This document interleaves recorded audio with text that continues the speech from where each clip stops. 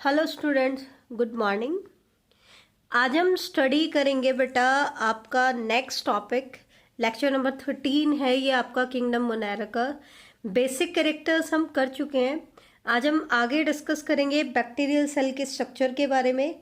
इनके basic feature हमने पढ़ लिए हैं और नेक्स्ट हम डिस्कस करेंगे मोड ऑफ न्यूट्रिशन के बारे में, जो कि मोस्ट इंपॉर्टेंट टॉपिक है। तो सबसे पहले देखो बैक्टीरिया सेल की स्ट्रक्चर। तो बैक्टीरिया की सेल में जैसे कि हमने डिस्कस किया था, सेल एनवलप की बात करें तो एक तो होती है सेल वॉल, जो कि पेप्टाइडोग्लाइकन की बनी हुई होती है। तो ये लेयर मैंने दिखाई है सेल वॉल। इससे नीचे ये मैंने रिप्रेजेंट किया है प्लाज्मा मेम्ब्रेन, और प्लाज्मा मेम्ब्रेन की ही इनफोल्डिंग से आपका बनता है मीजोसोम। ये पार्ट कौन सा है? ये है हमारा मीजोसोम। बाहर मैंने म्यूसिलेज की शीट दिखाई है, जो म्यूसिलेजिनस शीट होती है, इसको हमने रिप्रेजेंट किया है। तो आउटर डॉटेड लाइन से हमने रिप्रेजेंट किया है म्यूसिलेजिनस शीट। न्यूक्लियस इनके पास होता नहीं है। न्यूक्लियस की जगह पे क्या होता है? न्यूक्लियोइड होता है। और न्यूक्लियस और न्यूक्लियोइड में हमने डिफरेंस स्टडी किया था कि न्यूक्लियोइड में क्या होता है, न्यूक्लियर मेम्ब्रेन नहीं होती है, और जेनेटिक मटेरियल जो होता है वो नॉन हिस्टोन क्रोमोसोमल प्रोटीन की हेल्प से पैक हो जाता है। हालांकि ये डायरेक्टली साइटोप्लाज्म के कांटेक्ट में होता है, क्योंकि सेल एनवलप, न्यूक्लियस के बाहर एनवलप नहीं है, मेम्ब्रेन नहीं है, तो डायरेक्टली साइटोप्लाज्म के कांटेक्ट में होता है। यहाँ पर मैंने दिखाए हैं फ्री राइबोसोम, और ये स्ट्रक्चर मैंने दिखाई है पोलीराइबोसोम। पोलीराइबोसोम का मतलब है एक ही एमआरएनए के स्ट्रेच के ऊपर कई सारे राइबोसोम अटैच हैं। ऐसा कब होता है बेटा? कोई भी सेल पोलीराइबोसोम कब बनाती है? जब एक ही प्रोटीन की लार्ज क्वांटिटी चाहिए होती है। तो होता क्या है, जैसे ये पहले वाला राइबोसोम इसको रीड करेगा तो इस प्रोटीन की एक कॉपी बनाएगा, दूसरा रीड करेगा, इधर से चलते हुए एंड तक जाएगा तो क्या बनाएगा? दूसरी कॉपी, ऐसे तीसरी कॉपी, चौथी कॉपी। तो कई सारे राइबोसोम एक ही एमआरएनए स्ट्रेच पे अटैच हो जाते हैं और उसको ट्रांसलेट करते हैं। तो ये किस लिए किया जाता है? जब उस प्रोटीन की लार्ज क्वांटिटी चाहिए होती है तो सेल क्या करती है? पॉलीराइबोसोम बना लेती है। इसके अलावा फ्री राइबोसोम्स भी प्रेजेंट होते हैं। ठीक है, नेक्स्ट यहाँ पे हमने रिप्रेजेंट किया है प्रोटीन ग्रैन्यूल्स। इंक्लूजन बॉडीज में आपके आती हैं पीएचपी, पॉलीबीटा हाइड्रोक्सीब्यूटाइरेट हमने दिखा है। ठीक है, तो ये कुछ चीजें यहाँ पर हमने रिप्रेजेंट की है। पिल्लाई, ये क्या शो किया है बेटा? हमने पिल्लाई को रिप्रेजेंट किया है। तो ये चीज आप ध्यान रखना, पिल्लाई या फिम्ब्रिये हो सकते हैं, मे भी पिल्लाई हो। इसी तरीके से हम फिम्ब्रिये को भी रिप्रेजेंट करेंगे। हालांकि पिल्लाई का नंबर होता है 1 to 4 और फिम्ब्रिये होते हैं काफी लार्ज नंबर में। तो पिल्लाई और फिम्ब्रिये को ऐसे हम आउट ग्रोथ की फॉर्म में रिप्रेजेंट करते हैं। यहाँ पर मैंने दिखाया है ये फ्लैजिला। किसको रिप्रेजेंट किया है बेटा? फ्लैजिला को रिप्रेजेंट किया है। जैसे कि हम फ्लैजिला की स्ट्रक्चर को हम पढ़ चुके हैं। ठीक है, तो ये बेसल बॉडी हो गया, हुक हो गया, और ये फिर आपका पार्ट आता है फिलामेंट। तो ये फ्लैजिला वाला पार्ट है। तो ये है बेटा हमारी बैक्टीरियल सेल की स्ट्रक्चर। यहाँ हमने रिप्रेजेंट किया है आरएनए को। ये आपको आरएनए दिखाई दे रहा है। तो डीएनए जो है वो तो है न्यूक्लियोइड में, और यहाँ पे है आपका आरएनए। कुछ एक्स्ट्रा क्रोमोसोमल प्लाज्मिड्स भी कुछ सेल्स में प्रेजेंट हो सकते हैं। तो वही चीज हमने यहाँ पर रिप्रेजेंट की है। अब हम आते हैं मोस्ट इंपॉर्टेंट टॉपिक, जो कम्पिटिटिव एग्जाम्स के लिए बड़ा इंपॉर्टेंट है। क्या? Types of bacteria on the basis of source of energy and nutrition. Energy और न्यूट्रिशन के बेसिस पर कैसे कैटेगराइज करते हैं, तो ये चीज आपको समझना बहुत जरूरी है। सबसे पहले हम बैक्टीरिया को कैटेगराइज करेंगे किसके बेसिस पर? कि उनके लिए कार्बन सोर्स क्या है, कि उनको कार्बन कहाँ से मिल रहा है। देखो बेटा, फूड को सिंथेसाइज करने के लिए क्या चाहिए? कार्बन चाहिए, हाइड्रोजन चाहिए, ठीक है, और एनर्जी चाहिए। क्या चाहिए? एनर्जी चाहिए। तीन चीजें हमें चाहिए होती हैं। तो उनके बेसिस पर हम कैटेगराइज करते हैं। तो सबसे पहले हम बात करेंगे कि वो कार्बन सोर्स क्या ले रहे हैं। तो उसके बेसिस पर हम इनको दो कैटेगरी में डिवाइड करते हैं। एक तो होती है ऑटोट्रॉफिक, दूसरा होता है हेट्रोट्रॉफिक मोड। एक मोड है ऑटोट्रॉफिक और दूसरा है हेट्रोट्रॉफिक। ऑटोट्रॉफिक जो मोड ऑफ न्यूट्रिशन होता है, इसके केस में जो भी ऑर्गेनिज्म होते हैं उनके लिए कार्बन सोर्स क्या होता है, CO2। हमेशा ध्यान रखना, जो भी ऑटोट्रॉफिक ऑर्गेनिज्म है वो कार्बन सोर्स के तौर पर किसको यूज करते हैं, CO2। जबकि जो हेट्रोट्रॉफिक मोड होता है उन ऑर्गेनिज्म में कार्बन सोर्स कभी भी CO2 नहीं होता है। वो हम कहते हैं कि वो रेडीमेड फूड लेते हैं। रेडीमेड फूड का मतलब क्या है कि इनके केस में कार्बन सोर्स जो होता है वो कोई ऑर्गेनिक मॉलिक्यूल होता है, ऑर्गेनिक सब्सटेंस होता है, वो भी किसका, अदर ऑर्गेनिजम्स का, दूसरे ऑर्गेनिजम्स का। जबकि ऑटोट्रॉफिक ऑर्गेनिज्म जो है वो कार्बन सोर्स के तौर पर किसको यूज करते हैं बेटा, CO2 को यूज करते हैं। ये चीज आप ध्यान रखना। तो कार्बन सोर्स क्या यूज कर रहे हैं उसके बेसिस पर तो बैक्टीरिया को दो कैटेगरी में हम डिवाइड करते हैं, ऑटोट्रॉफिक एंड हेट्रोट्रॉफिक। अब आता है second, on the basis of source of energy. Energy source क्या है, एनर्जी कहाँ से मिलती है, तो उसके बेसिस पर ऑटोट्रॉफिक ऑर्गेनिज्म को दो कैटेगरी में बांटा जाता है। इससे पहले एक बार हम देख लेते हैं, इसका फर्दर कैटेगराइजेशन हम नहीं करते हैं। इनके लिए कार्बन सोर्स होता है organic substance of other organism. तो इसमें हम कौन कौन से मोड पढ़ेंगे, जैसे कि सैप्रोफिटिक। सैप्रोफिटिक में आपको पता है कि ये डेड एंड रोटन मटेरियल से फीड करते हैं, तो वो भी मैटर किसका होता है, दूसरे ऑर्गेनिज्म का होता है। पैरासिटिक में आपको पता है कि जो भी आपका पैरासाइट होता है वो होस्ट की बॉडी से नरिशमेंट लेता है, तो रेडीमेड फूड लेता है अदर ऑर्गेनिज्म का। ऑर्गेनिक फूड कार्बन सोर्स के तौर पर काम करता है। तीसरा होता है सिम्बायोटिक, जिसमें म्यूचुअलिस्टिक एसोसिएशन होती है, तो एक कार्बन सोर्स का काम करता है। तो यहाँ पे भी वो कार्बन सोर्स किससे ले रहा है, दूसरे ऑर्गेनिज्म से ले रहा है। तो ये तीन मोड हम पढ़ेंगे हेट्रोट्रॉफिक मोड ऑफ न्यूट्रिशन में, सैप्रोफिटिक, पैरासिटिक एंड सिम्बायोटिक। जबकि ऑटोट्रॉफिक मोड को हम फर्दर दो कैटेगरी में डिवाइड करेंगे on the basis of energy source, और वो क्या है, फोटो ऑटोट्रॉफिक। भाई ऑटोट्रॉफिक वर्ड यूज कर रहे हैं ना, तो ऑटोट्रॉफिक का मतलब है कि कार्बन सोर्स तो क्या है, CO2 है, लेकिन साथ में हमने एक और वर्ड ऐड कर दिया फोटो ऑटोट्रॉफिक। तो वो किसके बेस पर हमने किया है, एनर्जी सोर्स के बेस पर। और दूसरा वर्ड है कीमो ऑटोट्रॉफिक। तो इनके केस में एनर्जी सोर्स क्या है, कार्बन सोर्स तो है CO2, यहां पर एनर्जी सोर्स है लाइट। ठीक है, लाइट क्या है, एनर्जी सोर्स है, खास करके सनलाइट की हम बात कर रहे हैं। जबकि कीमो ऑटोट्रॉफिक में जो एनर्जी सोर्स होता है वो ऑक्सीडेशन ऑफ ऑर्गेनिक और इनऑर्गेनिक कंपाउंड से मिलती है। दैट मीन्स कोई केमिकल रिएक्शन होती है, ऑक्सीडेशन ऑफ ऑर्गेनिक और इनऑर्गेनिक कंपाउंड। मतलब यहाँ पर जो इनको एनर्जी मिलती है वो किसी ऑर्गेनिक या इनऑर्गेनिक कंपाउंड की ऑक्सीडेशन से मिलती है, दैट मीन्स केमिकल रिएक्शन से मिलती है। फोटो ऑटोट्रॉफिक में एनर्जी कहाँ से मिलेगी, लाइट से मिलेगी। सोलर एनर्जी हम यूज करते हैं, सनलाइट यूज करते हैं। कीमो ऑटोट्रॉफिक में जो एनर्जी सोर्स होता है वो कोई केमिकल रिएक्शन होती है, और वो केमिकल रिएक्शन कैसी होती है, ऑक्सीडेशन रिएक्शन होती है। इसमें ऑक्सीडेशन किया जाता है किसी ऑर्गेनिक और इनऑर्गेनिक। और आपको पता है जब ऑक्सीडेशन होता है तो वो फूड या जो ऑर्गेनिक मैटर या इनऑर्गेनिक मैटर है वो ब्रेक डाउन होता है, और उसके ब्रेक डाउन से एनर्जी रिलीज होती है। ठीक है, नेक्स्ट आता है हाइड्रोजन या इलेक्ट्रॉन सोर्स के बेस पर, कि हाइड्रोजन या इलेक्ट्रॉन, क्योंकि हाइड्रोजन आयन निकलेंगे तो साथ में इलेक्ट्रॉन भी निकलेंगे। तो या तो हम कह दें हाइड्रोजन आयन का सोर्स क्या है, या हम कह दें इलेक्ट्रॉन का सोर्स क्या है। तो उसके बेसिस पर फोटो ऑटोट्रॉफिक और कीमो ऑटोट्रॉफिक को फर्दर हम टू टाइप्स में डिवाइड करते हैं। पहली टाइप है फोटोलिथोट्रॉफ एंड फोटो ऑर्गेनोट्रॉफ। इसी तरीके से कीमोलिथोट्रॉफ एंड कीमो ऑर्गेनोट्रॉफ।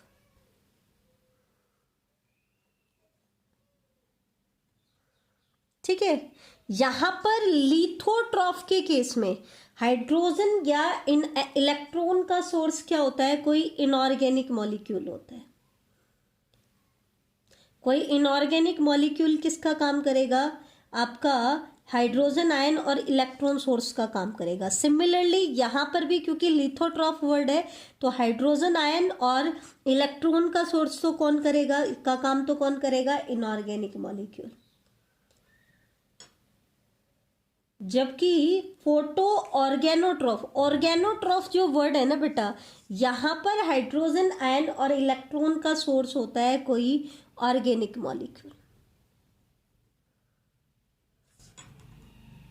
ठीक है, अब हम पूरा डिफाइन करें तो कैसे डिफाइन करेंगे, इस वर्ड से ही आपको क्लियर हो जाना चाहिए। जैसे मैं बोल रही हूँ फोटोलिथोट्रॉफ या फोटोलिथोट्रॉफिक मोड ऑफ न्यूट्रिशन हम बोल रहे हैं, तो इसका मतलब ऑटोट्रॉफिक मीन्स कार्बन सोर्स क्या होगा, CO2। ठीक है, फोटो मीन्स एनर्जी सोर्स क्या होगा, लाइट, और लिथो मीन्स हाइड्रोजन और इलेक्ट्रॉन सोर्स क्या होगा, कोई इनऑर्गेनिक मॉलिक्यूल्स होगा।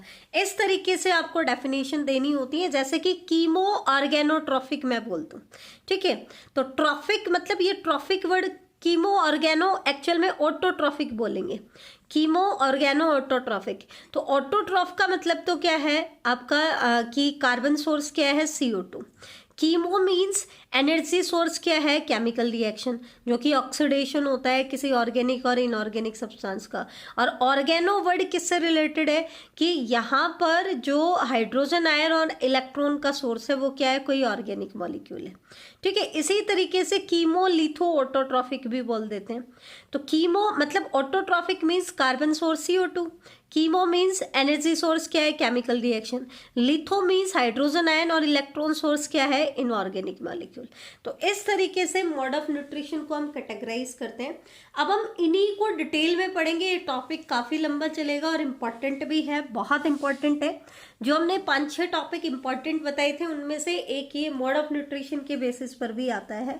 इसमें देखो सबसे पहले हम बात कर लेते हैं NCERT की।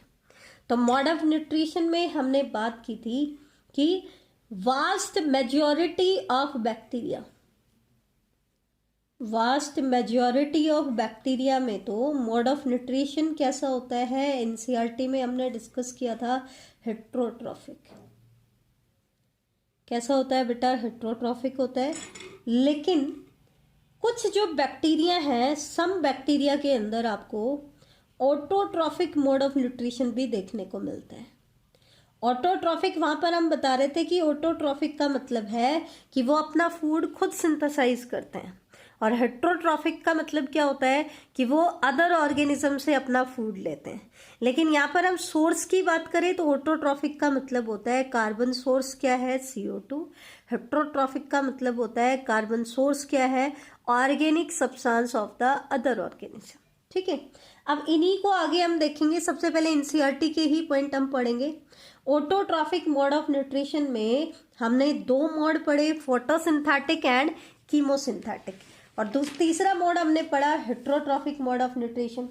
तो फोटोसिंथेटिक ऑटोट्रॉफ में तो NCERT ने एग्जाम्पल दिया है साइनोबैक्टीरिया का, हमने बहुत अच्छे से डिस्कस किया था, उसी को हम एक बार रिवाइज कर लेते हैं। और हेट्रोट्रॉफिक मोड ऑफ न्यूट्रिशन में NCERT बता रही थी कि they are most abundant in nature, कि ये नेचर में सबसे ज्यादा एबेंडेंट होता है। मतलब बैक्टीरिया में सबसे ज्यादा मोड ऑफ न्यूट्रिशन कौन सा देखने को मिलता है, हेट्रोट्रॉफिक। ये हमने पहले भी डिस्कस किया है कि vast majority of bacteria heterotrophic होते हैं, दैट में सबसे ज्यादा एबेंडेंट कौन सा मोड पाया जाता है, इनमें हेट्रोट्रॉफिक। तो इन्हीं के एग्जाम्पल हम NCERT वाले ले लेते हैं एक बार। तो फोटोसिंथेटिक ऑटोट्रॉफ में साइनोबैक्टीरिया में हमने क्या पढ़ा, उसकी एडवांटेजेस एंड डिसएडवांटेजेस हमने पढ़ी।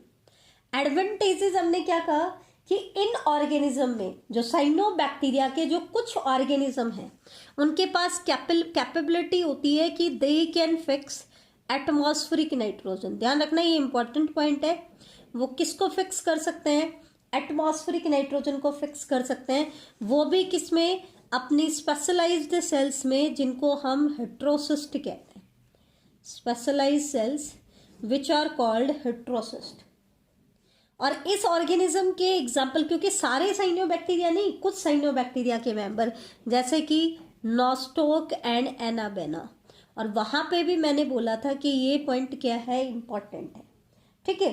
लेकिन इन फोटोसिंथेटिक ऑटोट्रॉफिक बैक्टीरिया की कुछ ड्रॉबैक भी थी, और वो ड्रॉबैक क्या थी कि ये पॉल्यूटेड वाटर बॉडीज के अंदर ब्लूम के फॉर्मेशन कर लेते हैं। किसकी फॉर्मेशन कर लेते हैं? ब्लूम। ब्लूम का मतलब मैंने बताया था एक्सेसिव ग्रोथ हो जाए, ठीक है। तो पॉल्यूटेड वाटर में क्योंकि ऑर्गेनिक मैटर ज्यादा होता है तो नरिशमेंट ज्यादा मिलता है, तो ये ज्यादा अमाउंट में ग्रो कर जाते हैं, which ultimately spoil the quality of the water, ठीक है। दूसरा, अगर हम बात करें कीमोसिंथेटिक ऑटोट्रॉफिक बैक्टीरिया की, तो बहुत इंपॉर्टेंट एडवांटेज एनसीईआरटी ने बताई थी। पहली एडवांटेज तो क्या बताई थी कि दे ऑक्सीडाइज वेरियस इनऑर्गेनिक सब्सटेंसेस, कई सारे इनऑर्गेनिक सब्सटेंसेस को ऑक्सीडाइज करते हैं। जैसे कि हमने एग्जाम्पल दिए थे नाइट्रेट, नाइट्राइट, अमोनिया, तो इनका क्या करते हैं? ऑक्सीडेशन करते हैं। और ये बहुत इंपॉर्टेंट पार्ट है कॉम्पिटिटिव पॉइंट ऑफ व्यू से। आगे हम इसका डिटेल पढ़ेंगे, एनसीईआरटी ने डिटेल नहीं दिया था लेकिन इसका डिटेल बहुत इंपॉर्टेंट है।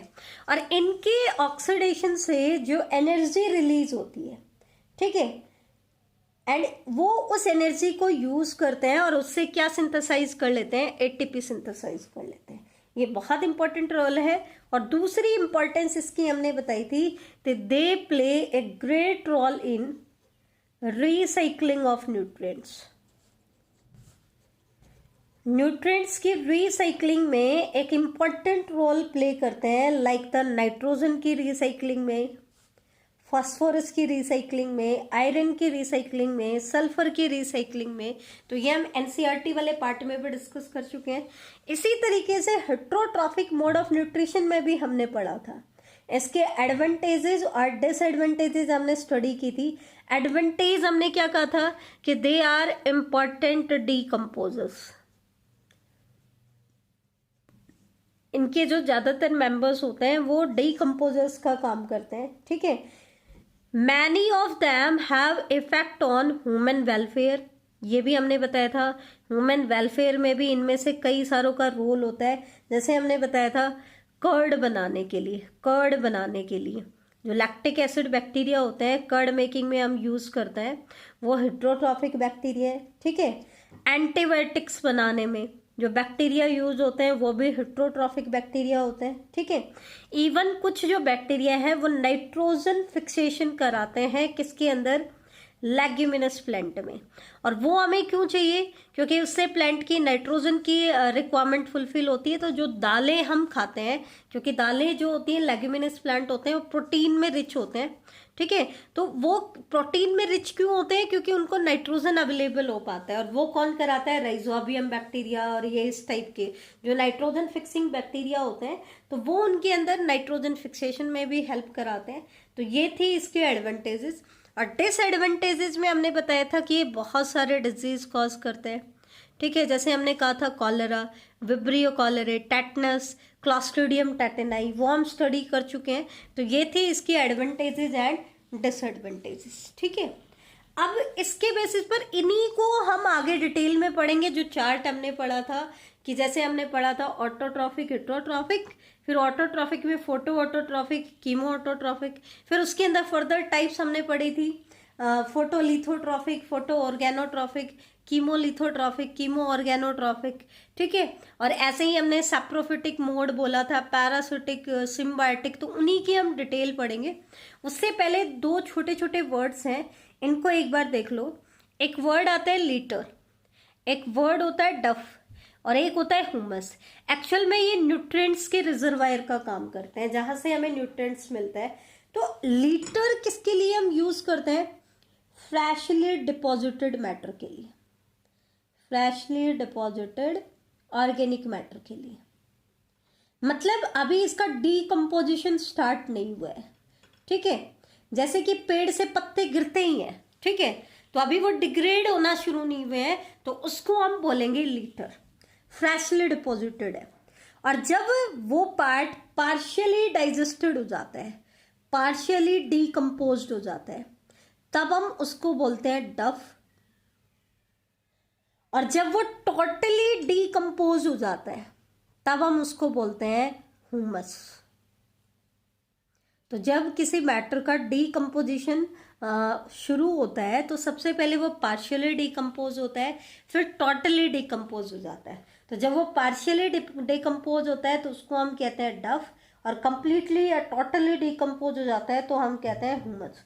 और ह्यूमस, एक सॉइल के अंदर ह्यूमस जो होता है वो न्यूट्रिएंट के रिजर्वायर का एक मेजर सोर्स होता है, क्योंकि वो टोटली डिकम्पोज होता है तो organic matter completely inorganic matter में कन्वर्ट हो चुका होता है, तो वो न्यूट्रिएंट साइक्लिंग को कंटिन्यू रखता है। तो ये वर्ड्स हैं तीन। लेटर हम बोलते हैं फ्रेशली डिपॉजिटेड मैटर को, डफ हम बोलते हैं पार्शियली डिकम्पोज मैटर को, और ह्यूमस हम बोलते हैं टोटली डिकम्पोज को। तो अब हम वापस आते हैं आपके मोड ऑफ न्यूट्रिशन पे।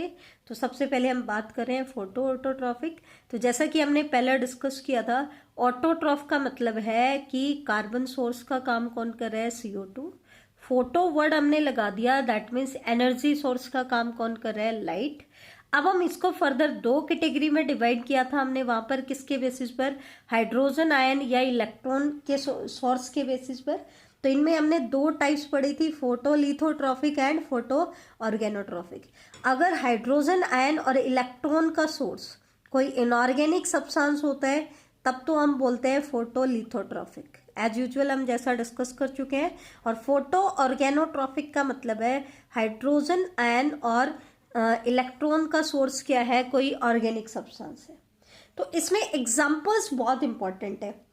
फोटोलिथोट्रॉफ और फोटो ऑर्गेनोट्रॉफ को हम फर्दर डिवाइड करते हैं। इसको हम डिवाइड करेंगे purple sulphur bacteria.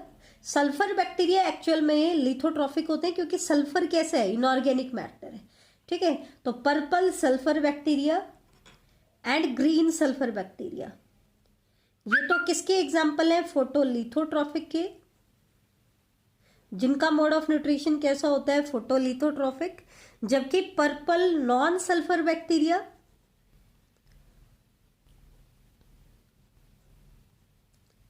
And green non sulphur bacteria, ये किसके एग्जाम्पल हैं, फोटो ऑर्गेनोट्रॉफिक के। क्योंकि यहां पर नॉन सल्फर बोल रहे हैं, क्यों बोल रहे हैं, क्योंकि यहां पर जो हाइड्रोजन आयन और इलेक्ट्रॉन का सोर्स है वो कोई ऑर्गेनिक मैटर है, इनऑर्गेनिक मैटर नहीं है। जैसे कि इनमें तो हाइड्रोजन सल्फाइड यूज हो गया, तो ये तो सल्फर कंटेनिंग है, ठीक है, जबकि इनमें सल्फर नहीं होता है। सबसे मेन है इसके एग्जाम्पल, तो पर्पल सल्फर बैक्टीरिया के एग्जाम्पल है क्रोमाइशियम। मैंने पहले भी बोला है कि इनमें से कोई एग्जाम्पल आपको छोड़ना नहीं है, क्योंकि हम पहले ही बहुत कम एग्जाम्पल कर रहे हैं, ठीक है। ग्रीन सल्फर बैक्टीरिया के एग्जाम्पल है क्लोरोबियम एंड थायोथ्रिक्स।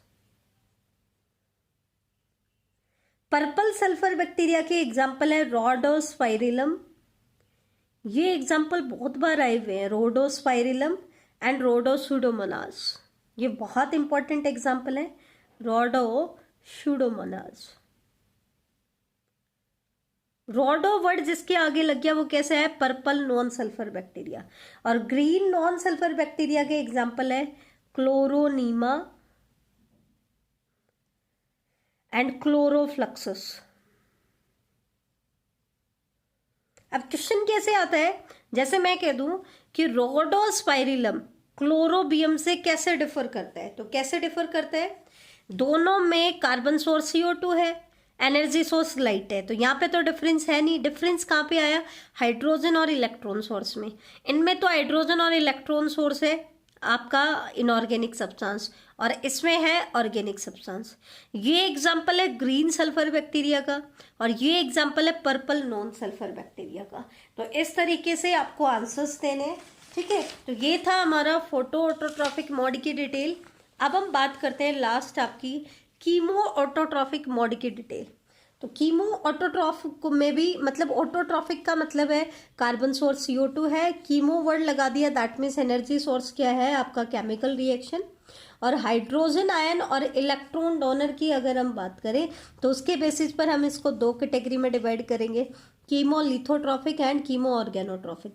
यहाँ है इनऑर्गेनिक मैटर, ठीक है, और यहाँ पे आएगा ऑर्गेनिक मैटर, ठीक है। तो कीमोलिथोट्रॉफिक बैक्टीरिया कौन कौन से होते हैं, ये वेरी वेरी इंपॉर्टेंट आता है, इसकी डिटेल बहुत इंपॉर्टेंट है। तो ये इसमें एग्जाम्पल कौन कौन से आते हैं, एक तो वो bacteria which are involved in ammonification, जो अमोनिफिकेशन में इन्वॉल्व होते हैं या नाइट्रिफिकेशन में इन्वॉल्व होते हैं, इनको हम आगे डिटेल में पढ़ेंगे। ये मोस्ट इंपॉर्टेंट पार्ट है इस चैप्टर का। डीनाइट्रिफिकेशन में इन्वॉल्व होते हैं।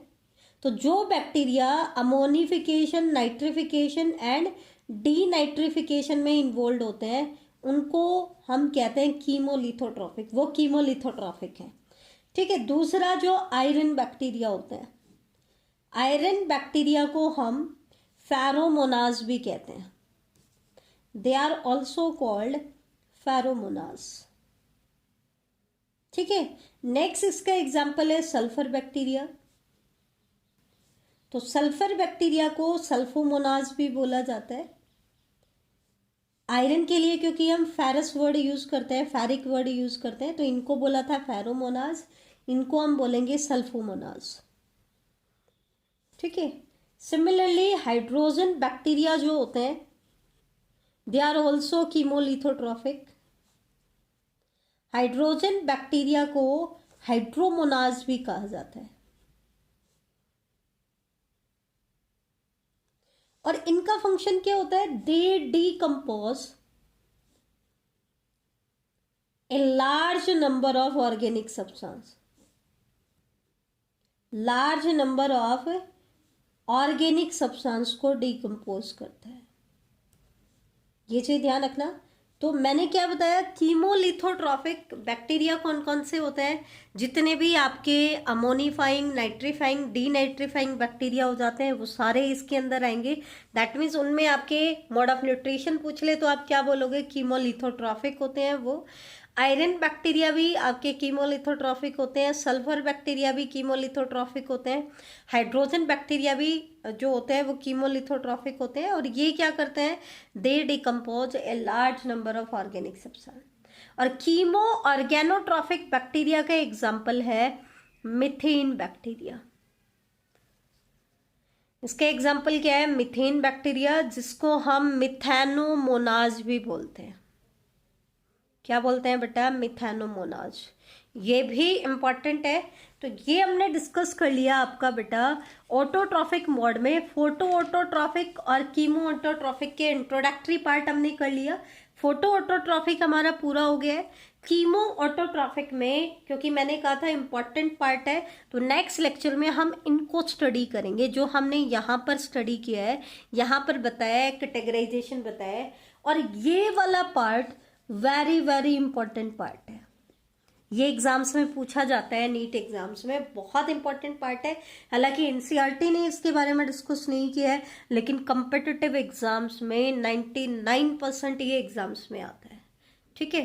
तो ये आज का हमारा टॉपिक था। इससे आगे हम नेक्स्ट लेक्चर में स्टडी करेंगे। थैंक यू बेटा।